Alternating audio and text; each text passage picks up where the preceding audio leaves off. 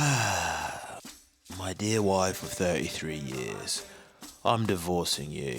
You don't want to travel with me, and that was my final straw. It's been 2 months since I embarked on my backpacking journey.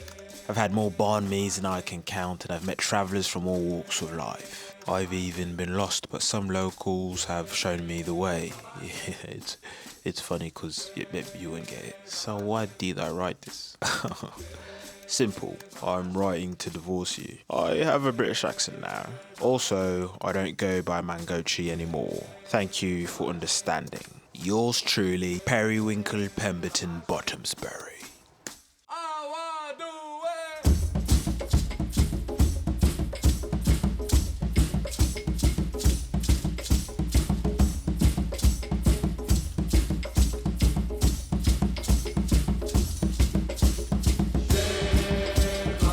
Looking to do some backpacking, huh? Perhaps a little digital nomading. You're looking for answers to life abroad? Well, look no further. My ducks and I will be your guide. I did a 2-year backpacking trip a couple years back, and I want to go through each country and put a spotlight on some of the more unconventional parts of traveling, like romance, traveling as a black person, awkwardness of traveling, and I have an important announcement to make at the end. I started in Thailand. I spent 4 weeks here, and compared to the rest of my trip, it was more chill. I had some personal, career, spiritual conflicts that needed addressing, so I journaled and did activities by myself. I arrived in Chiang Mai, I withdrew money at the airport, and I was off to the races. My first night there, one of my hostel roommates asked me if I wanted to go to a Muay Thai fight. I looked at him and thought, I don't know who you are, but yes. I was finally part of the backpacking club. Adopting the yes theory and doctrines, I said yes to everything. And on my high, I decided to go to Bangkok. I had ran out of cash, so I figured I'd withdraw money before I booked my trip to Bangkok. But then I realized I left my debit card in the ATM machine at the airport. Thank God I had the lifeline of my credit card. So I ordered a new debit card from the US to Chiang Mai. But for 3 weeks, I was subject to a privileged torture. I was unable to eat all the incredible street food Thailand had to offer because most places were cash only. Now, please don't judge me for this next part, but for 3 weeks, all of my meals were at this Japanese restaurant, Subway, and McDonald's. Whoa. Say that again? It's a Japanese restaurant, Subway and McDonald's. With 3 days left, the debit card came, I ate good, I partied, and it was on to the next. Next stop was Korea. Seoul was incredible. I saw friends, I ate good food, I did a lot of exploring by myself, and let's just cut right to it, guys. You already know your boy had to eat that Korean barbecue. Oh yeah. 잘먹겠습니다 to me. Having Korean barbecue in Seoul is like popping perks straight from the Purdue assembly line. It's different when you have it at the source. My time in Korea came to an end, and I took the train to the airport. And on the train journey, a random lady who was yelling at people on the train made her way up through the train to my carriage. I stuck out as the only black person in sight, so I had a feeling that if she saw me, she would be drawn to me. I was right. For the next 20 minutes, this woman was trying to sell me stuff and flirt with me. It was kind of amusing for 30 seconds, but then it was very awkward. So awkward, people in that carriage went to different carriages, and if I moved, she followed me. So this brings me to my next point. Traveling is awkward. This isn't covered enough. It's awkward. Sometimes you force yourself to talk to the random group of people in your hostel lobby, and they take you in. This actually happens most of the time, whether that be backpackers or locals. But sometimes the cringe-worst scenario in your head happens, and your attempt to socialize kills the conversation and leads to awkward stares. And sometimes the other people are nice, but they're awkward just like you, and they don't have the social skills to bring you in. Greetings to travelers and locals can be awkward too, because you're like, do I hug them? Do I shake their hand? Do I wave? Do I kiss them? I should kiss them. My plan is always to greet people in the country I am in's greeting, or I stand and wave. But sometimes they start with a bow, but mid-bow cancel to go for a handshake. While they're on their second move, I see that they've gone for the bow, but I haven't processed that they've switched to the handshake. I'm still going for the bow, and while I'm switching to the handshake, they think, oh, he is black. Maybe I dab him up. They bring their hand back in order to gain momentum for the dab. I read the hand being taken back as a sign that they're going for the bow again. Onlookers are cringing at the exchange, and somehow their foot ends up in my mouth, and I like it. Traveling is awkward, and there are countless little awkward moments like this. That being said, it's worth every bit of awkward. It's uncomfortable, but you get to see what you're made of, and you persevere through the awkwardness. Life is awkward. Another underreported thing are the pockets of time backpacking that are just alright. Sometimes backpacking is this,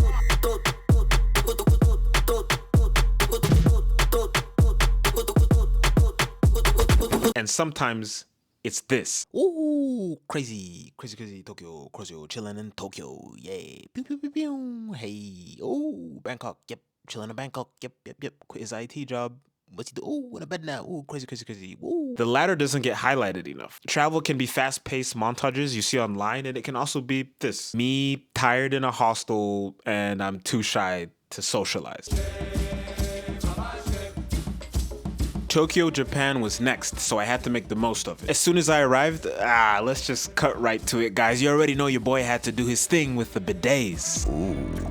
Oh, yeah. Those electronic bidets will have you thinking different things. That bidet water felt like a den mushi tongue. I put that on Gold Roger. I was surprised that in touristy parts of the city, some menus were all in Japanese. It's a luxury you have as an English speaker when you travel. The world accommodates to you. But in Tokyo, you better learn Japanese or get good at pointing at items. Listen, people, it's time to talk business. The fried chicken at Family Mart. Now, shout out to the Abroad in Japan YouTube channel for putting me on. This Family Mart chicken, in my opinion, is better than most restaurant chicken I've ever had, specifically the regular fried chicken. The fact that convenience store chicken is outperforming some of you restaurants is...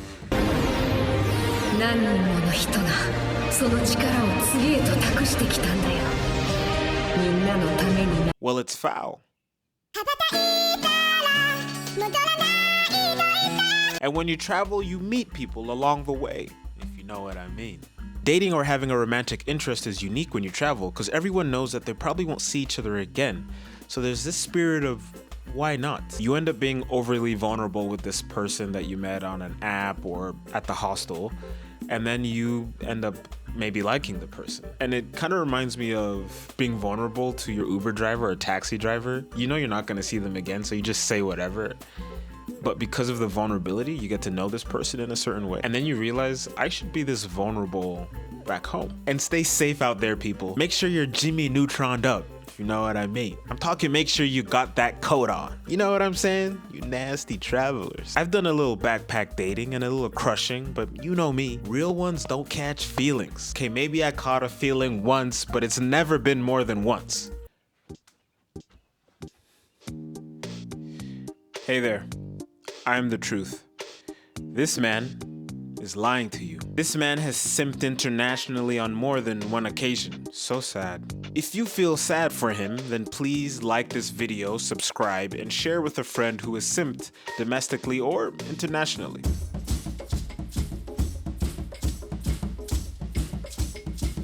This whole trip I received incredible hospitality from a ton of people, but Vietnam takes the cake. I met this couple on the street that stopped my friend and I to talk. An hour later, we were feasting at this restaurant with a bucket of beer and incredible food. 2 hours later, we were meeting their kids at their crib. At their crib, the husband said if we pay for it, he'll hire a car and go down with us to the following city. The next day, we drove 5 hours to the next city, and on the way, we stopped at different cool spots. They finally dropped us off and drove 5 hours back to their city. How incredibly generous. If my own brother told me to pick him up from the hospital after heart surgery, I tell him to go f himself. I was in Hanoi, Sapa, Hue, Hoi An, and Ho Chi Minh, and I loved every city. Honestly, I was not expecting to enjoy Vietnam as much as I did. Even after I was done traveling, I applied to jobs in Ho Chi Minh. In the Philippines, I was in El Nido, and I had a great time on the beaches. The weather was incredible, and the vibes were immaculate. My only regret is not visiting another city in the Philippines that wasn't so touristy. That being said, I had a great time. Maybe I had too good of a time. Long story short, I was on a booze cruise doing my thing, getting my groove on, and then I almost drowned.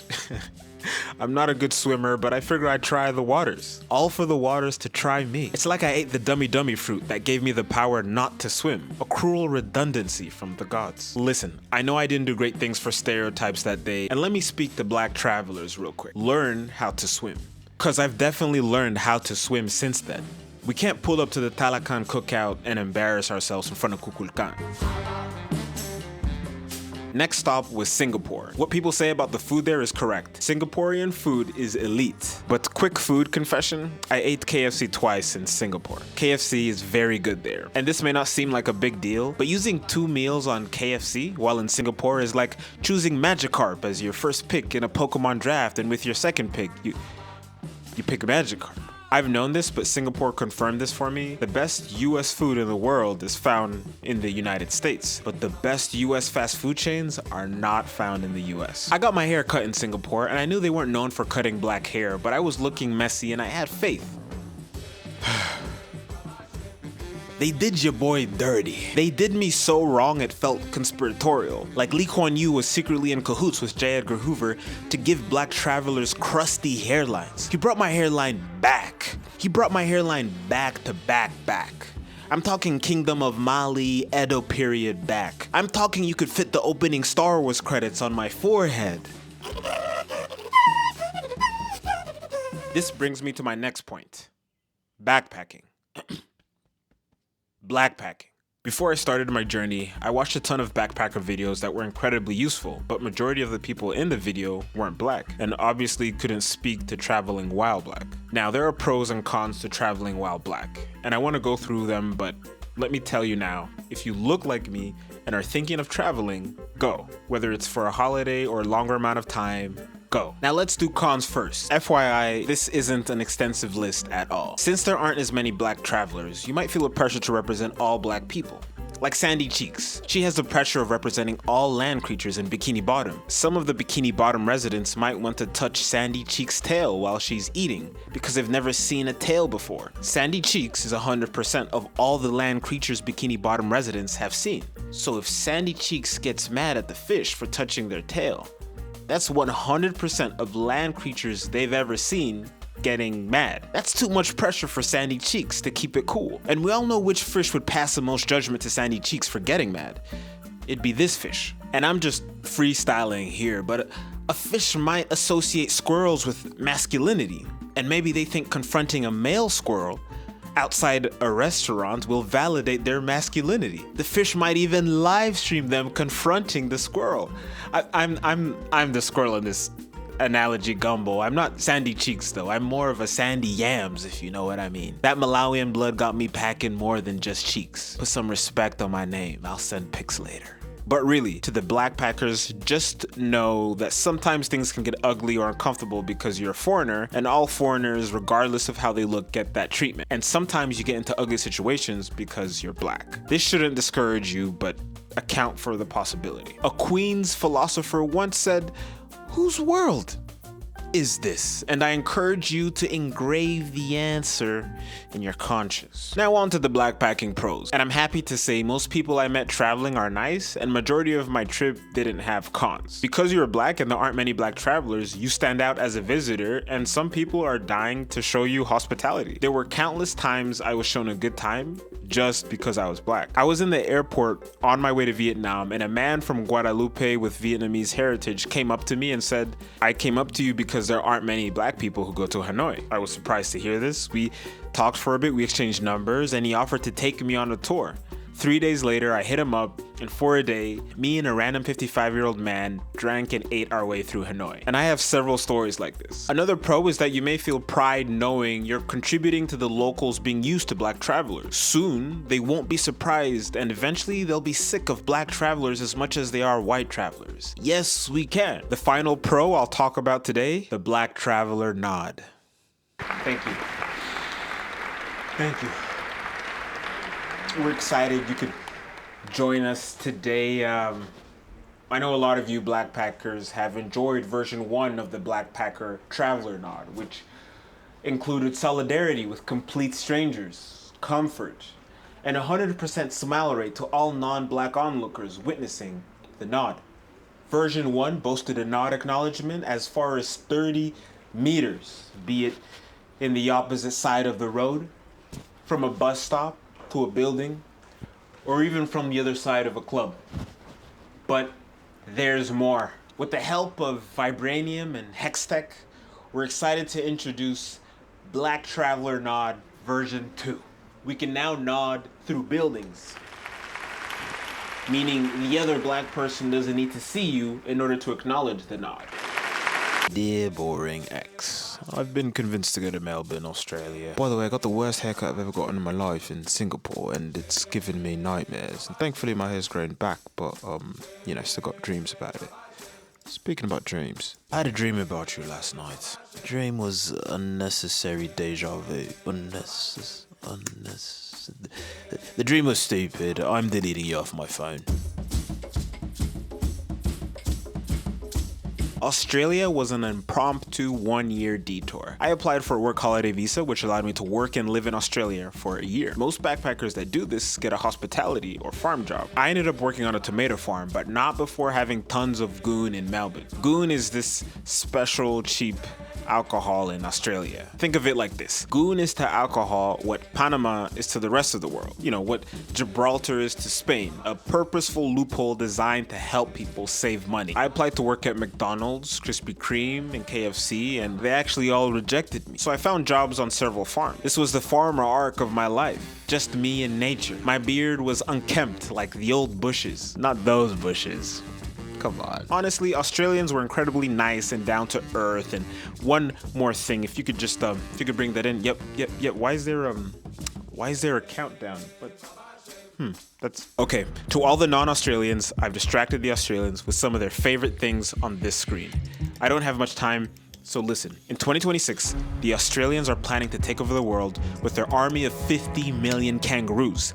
Let me say that again. Australia has 50 million kangaroos. They also host excited marsupials that are willing to bust it open for some eucalypt leaves. No, wrong one. Yuck. Australians want you to think that the middle of the country isn't livable, but this is all to cover up the mega marsupial training facility they have. You see, y'all are too busy saying no and laughing at their friendly ways, and it makes me sick seeing you all so easily deceived. And if the marsupials don't finish us, these will. You think this is natural selection? Don't insult me. We must band together to thwart the Australians. Nope, they don't drink that. The video is malfunctioning. I have to leave. I'll see you in 3 years. My dear wife, who I divorced, please take me back. Excuse my previous emails. I was high on hostile balloons. I need your money to return home. Please join my Patreon as well. I'll leave the link below. I need you, babe. Seriously, babe. Please take me back. There were mountains, and I mean mountains of women who caught feelings for me. But I still chose you at the end. Traveling made me realize all these women are beautiful, but what I have with you is just as beautiful. I'm sorry for shaming you for not traveling. Travel was an accelerant for personal growth, but it didn't fix all my problems. Even though I'm coming back home, travel never stops. Not physical travel, but the travel one does to understand another's ideas.